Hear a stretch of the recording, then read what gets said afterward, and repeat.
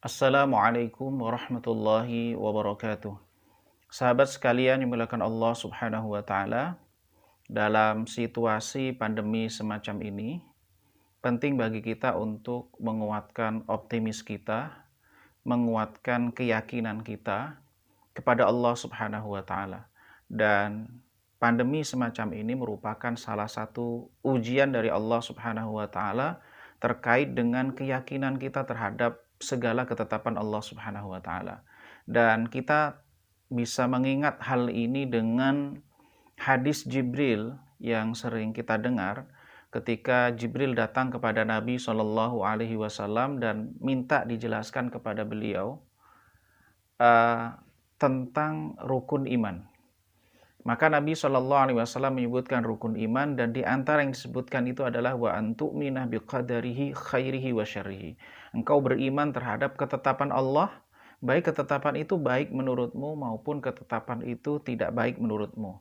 Nah, sahabat sekalian mulakan Allah Subhanahu wa taala, dalam situasi pandemi ini bagaimana kita memahami ketetapan Allah Subhanahu wa taala yang kemudian ini menjadi basis optimisme kita, basis ketenangan di dalam diri kita.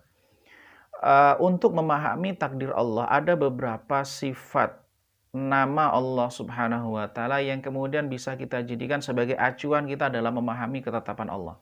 Yang pertama adalah Allah Subhanahu wa taala itu Maha mengetahui. Ini artinya bahwa segala sesuatu yang terjadi di alam semesta ini, termasuk peristiwa yang saat ini ada, tidak lepas dari pengetahuan Allah Subhanahu wa taala. Dan pengetahuan Allah Subhanahu wa taala itu tidak terikat dengan ruang dan waktu. Artinya, apa yang telah terjadi, apa yang akan terjadi, apa yang sedang terjadi, semuanya itu sudah diketahui oleh Allah Subhanahu wa taala, dan Allah mengetahuinya.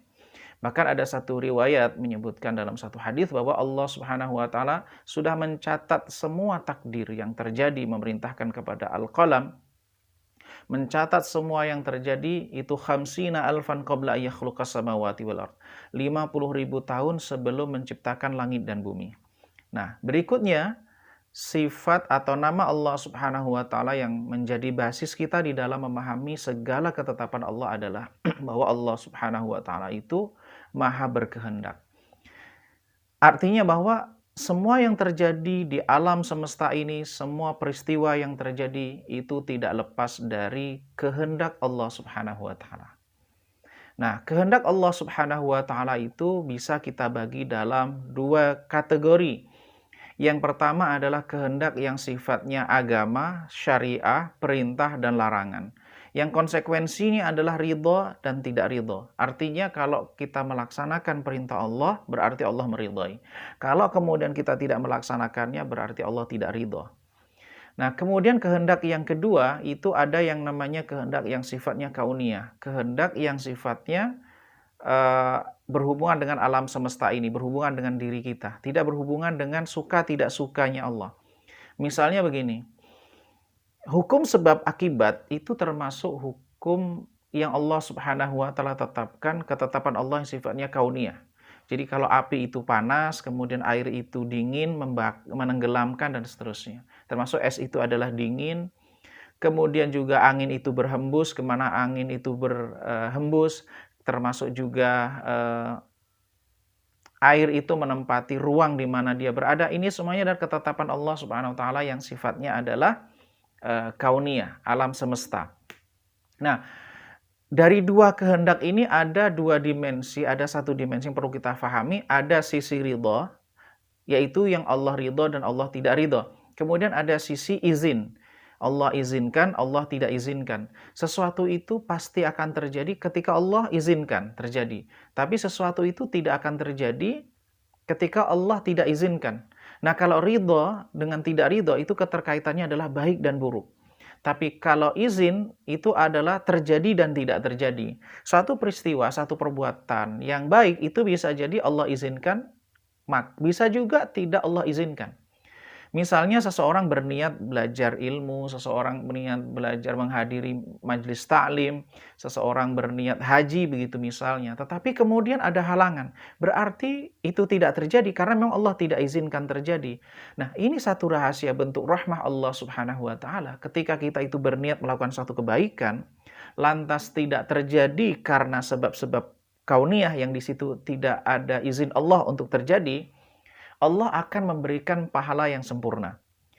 Ini ada hadis Nabi SAW ketika beliau dalam satu perjalanan, beliau mengatakan begini, wa inna bil madinati larijalan masirtum masiran wa laqata'tum wadiyan illa kanu ma'akum syarakukum fil ajr.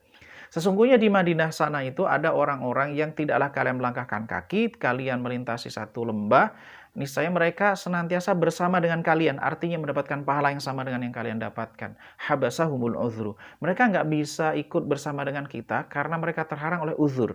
Nah, sahabat sekalian melakukan Allah Subhanahu wa taala, satu amal kebaikan yang kemudian tidak bisa kita lakukan karena memang tidak ada izin Allah. Dalam artian Allah ridha, tetapi kemudian Allah tidak izinkan terjadi, maka Allah akan memberikan pahala yang sempurna. Nah, di sisi yang lain, satu keburukan bisa juga diizinkan, tidak juga diizinkan terjadi. Misalnya sihir. Sihir itu satu keburukan.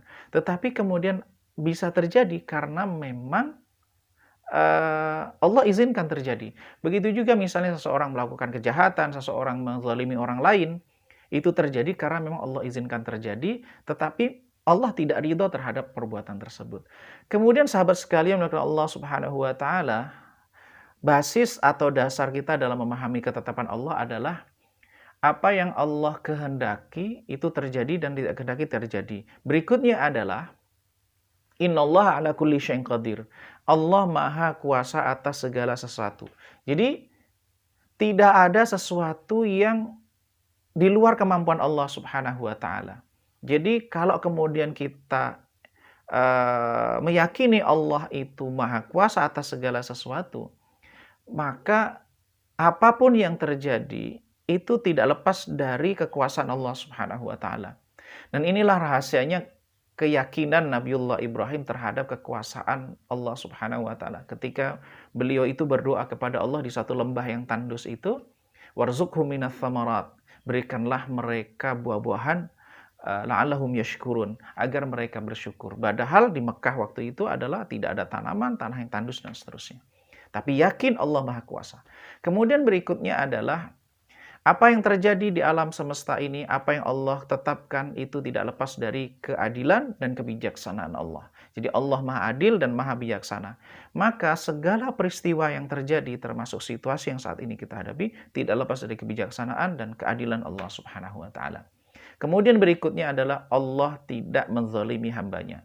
Sahabat sekalian melakukan Allah Subhanahu wa taala, Allah menegaskan secara eksplisit di dalam Al-Quran bahwa Allah tidak akan menzalimi hambanya. Artinya bahwa jangan sampai kemudian ketika ada satu ketetapan, lantas kita memiliki prasangka bahwa Allah zalim terhadap seseorang, terhadap kelompok tertentu, terhadap ras tertentu, dan seterusnya.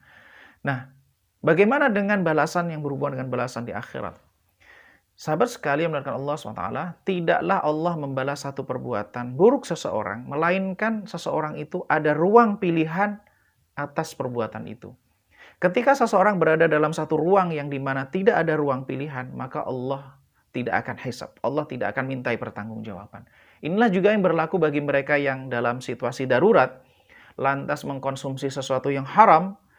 Bukan sesuatu yang haram itu menjadi halal, bukan. Tetapi sesuatu itu tetap haram, cuman Allah tidak berlakukan hukum dosa baginya. Artinya Allah tidak mintai pertanggungjawaban atas apa yang lakukan, karena memang dia berada dalam satu situasi ruang di mana dia tidak pilihan. Di mana ini di luar kemauan dia. Nah, sahabat sekalian, mudah-mudahan Allah Subhanahu wa taala senantiasa mudahkan kita untuk senantiasa optimis, untuk senantiasa husnudzan atas segala sesuatu yang terjadi, atas segala satu ketetapan Allah Subhanahu wa taala. Terima kasih. Assalamualaikum warahmatullahi wabarakatuh.